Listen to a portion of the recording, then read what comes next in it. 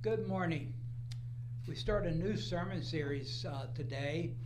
The series is entitled Restored God, Faith, Cars, God, and Faith. And today we're looking at the passage from Gospel of Luke, the 4th chapter, with Jesus back in his hometown teaching in the synagogue. And we pick up on the 21st verse here. He began to explain to them, "Today this scripture has been fulfilled just as you heard it." He had read from a portion of Isaiah. Everyone was raving about Jesus. So impressed were they by the gracious words flowing from his lips. They said, "This is Joseph's son, isn't it?" Then Jesus said to them, "Undoubtedly you will quote this saying to me, 'Doctor, heal yourself. Do here in your hometown what we've heard you did in Capernaum.'" He said, "I assure you that no prophet is welcome in the prophet's hometown. And I can assure you that there were many widows in Israel during Elijah's time when it didn't rain for 3.5 years, and there was a great food shortage in the land. Yet Elijah was sent to none of them, but only to the widow in the city of Zarephath in the region of Sidon. There were also many persons with skin diseases in Israel during the time of the prophet Elijah, but none of them were cleansed.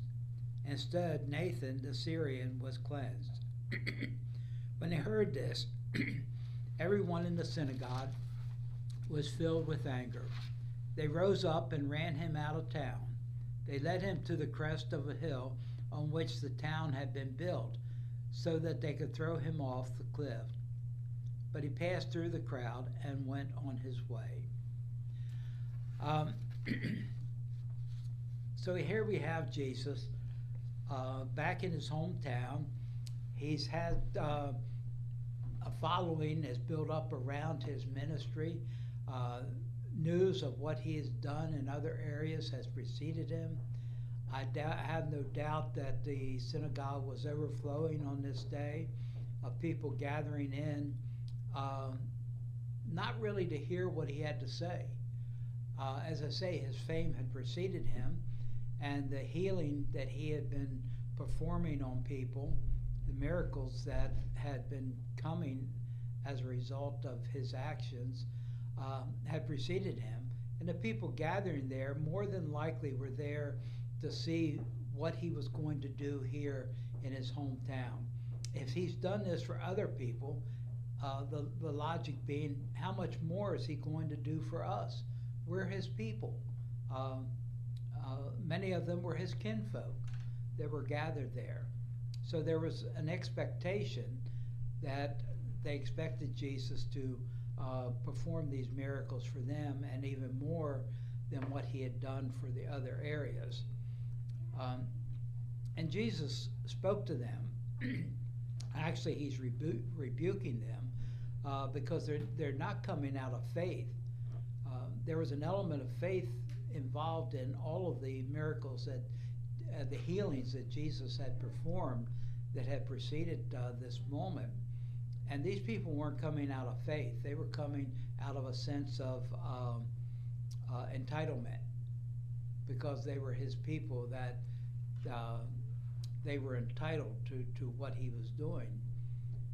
And Jesus rebukes them, and he points out in a very pointed way that God, in acting with the prophets of old, the prophets that they held up, particularly Elijah,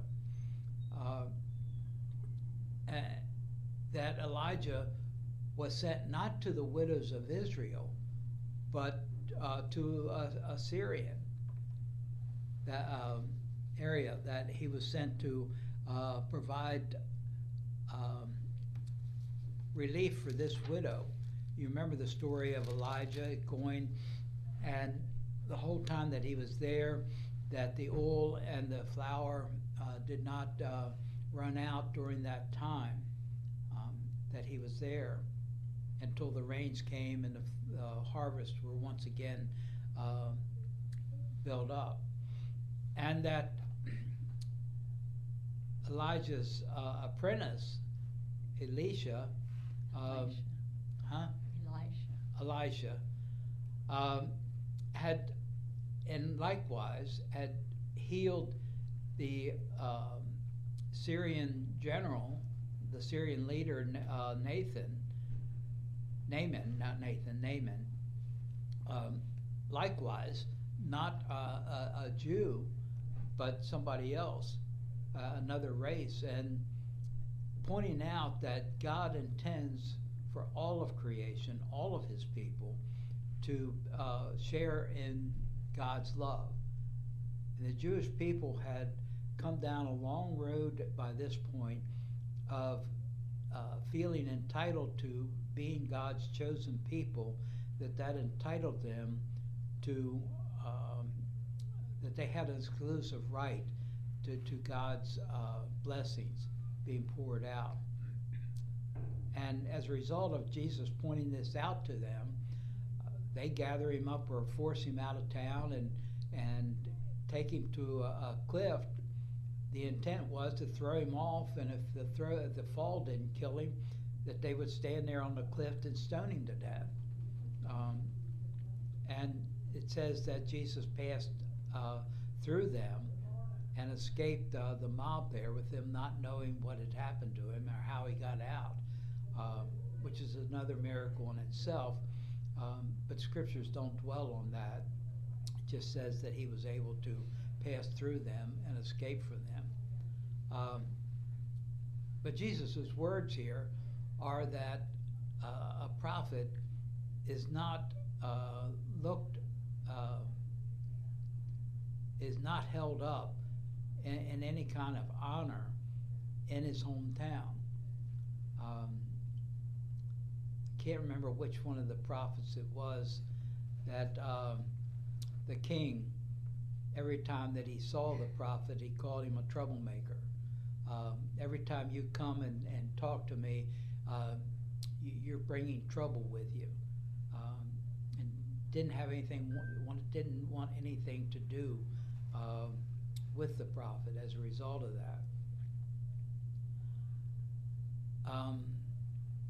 That pretty well sums up the scripture and what's taking place here.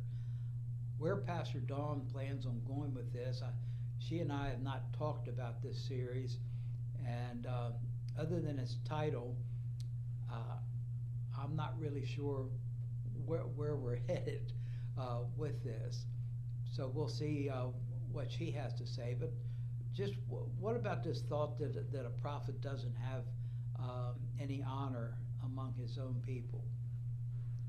Kind of differs a little bit in terms of the local boy makes good headline, right? Yeah. Yeah, where the hometown supports somebody that's out there. Right. But I've seen that. I don't know what. I've seen that other happen too, though, where people don't care, about a person who's from there. That can't be anybody. He lived down the street from me. Right. I knew him when he was little. He was a troublemaker. Right. And you mentioned family. Yeah. Right. That they can be some of your toughest critics. Right? What you said, Sherry, about I knew him when he was a troublemaker. There's been a lot of speculation. I shouldn't say a lot. There's been speculation about Jesus. We don't know anything about the life that he lived from the time that he was shortly after he was dedicated in the temple, when he went with his family to Jerusalem and he stays behind with the teachers, and the time that his ministry starts. There's this gap there of probably almost 20 years that we don't know anything about Jesus' life. And some people have speculated, was Jesus just a normal boy? Did he get into trouble? Did he upset people in the neighborhood? We don't know. But that's a line of thought that some people have pursued. Well, we'll see where Pastor Don is going with this and this new series, and look forward to you joining us as we start this new sermon series, which will take us up to Lent, and we'll move on that journey to Easter. Time marches on. May God's blessings be upon you.